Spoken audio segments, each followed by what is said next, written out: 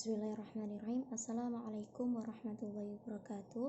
Baik, di sini saya Mariati akan mempresentasikan hasil pembuatan proposal saya. Nah, di sini adapun judulnya itu adalah penggunaan metode pretest dan posttest untuk meningkatkan hasil belajar bahasa Arab siswa kelas 3 HMA Al-Islah Bungkal.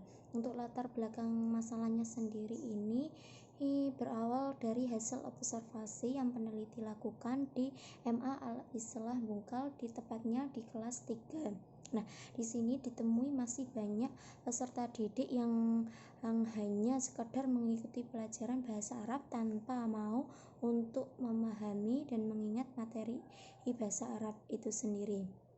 Nah, hal ini dibuktikan di mana ketika seorang pendidik melontarkan suatu pertanyaan, hanya satu atau dua anak yang bisa menjawab atau merespon dari pertanyaan tersebut. Nah, selanjutnya untuk identifikasi dan pembatasan masalah.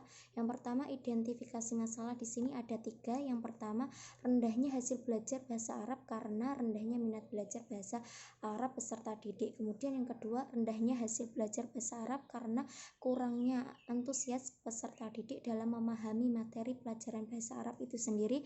Kemudian yang terakhir, rendahnya hasil belajar bahasa Arab karena asumsi peserta didik yang menganggap bahwa pelajaran bahasa Arab itu bukanlah mata pelajaran utama yang harus mereka pelajari, sehingga mereka hanya sekedar mempelajari tanpa mau untuk memahami. Nah, untuk pembatasan masalah itu sendiri ini adalah hanya berkaitan dengan pengaruh metode pretest dan posttest itu sendiri dalam meningkatkan hasil belajar bahasa Arab siswa kelas 3 MA Al-Islah. Nah, untuk rumusan masalah di sini ada 2. Yang pertama, bagaimana penerapan pretest dan posttest dalam usaha meningkatkan hasil belajar bahasa Arab kelas 3 MA Al-Islah. Kemudian yang kedua, apakah dengan adanya penerapan pretest dan posttest akan meningkatkan dan memberi perubahan hasil belajar bahasa Arab siswa kelas 3 MA Al-Islah. Kemudian adapun tujuan dari penelitian ini adalah agar kita mengetahui apakah hasil belajar bahasa Arab akan meningkat setelah diterapkannya metode pretest dan posttest tadi. Nah, untuk poin yang selanjutnya yaitu kontribusi hasil penelitian. Nah, hasil penelitian ini dapat digunakan sebagai bahan pertimbangan seorang pendidik dalam upaya meningkatkan hasil belajar siswa, di mana kita akan mengetahui adanya peningkatan atau tidak terhadap hasil nilai belajar siswa ketika diterapkannya metode pretest dan posttest tadi. Nah, untuk poin yang selanjutnya yaitu telah hasil penelitian terdahulu, landasan teori, kerangka berpikir, dan pengajuan hipotesis tindakan. Untuk yang pertama terkait telah hasil penelitian terdahulu. Nah, dari hasil penelitian yang dilakukan oleh Ilham Effendi dalam tulisannya dengan judul Pengaruh Pemberian Pretest dan Posttest terhadap Hasil Belajar Mata Diklat Penginstal PC pada siswa SMK Negeri 2 Lubuk Basung yang menyatakan pemberian pretest dan posttest dalam pembelajaran mempunyai pengaruh yang berarti terhadap hasil belajar mata diklat penginstalan PC tadi. Nah, untuk selanjutnya yaitu landasan teori. Nah, di sini saya mengambil 3 landasan teori. Yang pertama yaitu tentang pengertian motivasi belajar, yang selanjutnya yaitu pengertian dan manfaat pretest dan posttest itu sendiri.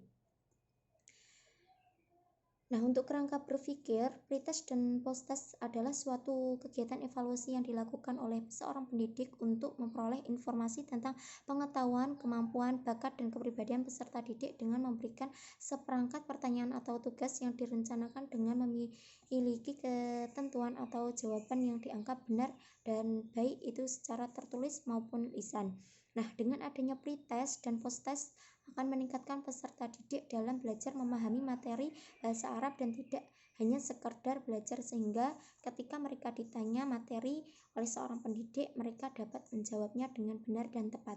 Nah, untuk pengajuan hipotesis tindakan berdasarkan beberapa teori pendukung dan kerangka berpikir di atas, maka hipotesis dalam penelitian tindakan kelas ini adalah metode pretest dan posttest dapat meningkatkan prestasi atau hasil belajar bahasa Arab siswa kelas 3 MA Al-Islah Bungkal.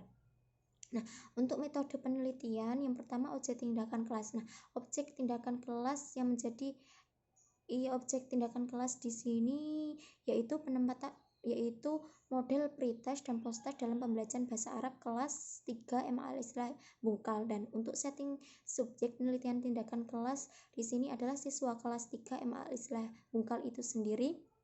Kemudian variabel yang diambil, variabel bebas atau independennya adalah hasil belajar, kemudian variabel terikatnya adalah penerapan model pretest dan posttest. Untuk prosedur pelaksanaan penelitian tindakan kelas prasiklus ini meliputi 4.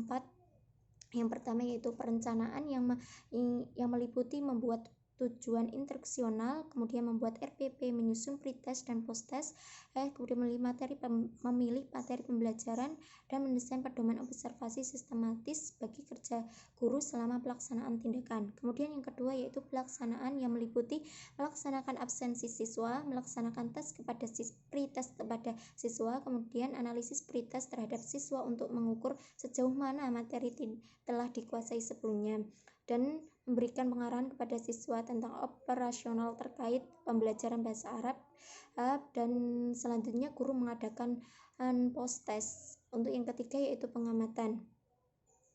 Nah, pengamatan berdasarkan hasil pengamatan terdapat kemajuan. Nah, yang selanjutnya yaitu pengamatan. Nah, pengamatan atau observasi terhadap ini adalah suatu tindakan pengamatan terhadap proses pelaksanaan metode pretest dan posttest, apakah ada perubahan hasil belajar atau tidak saat diterapkannya metode pretest dan posttest tadi. Nah, untuk yang terakhir yaitu refleksi. Nah, hasil yang diperoleh pada tahap observasi dikumpulkan, didiskusikan, dianalisis, dan dievaluasi oleh peneliti. Kemudian guru dapat merefleksikan diri tentang berhasil tidaknya tindakan yang telah dilakukan.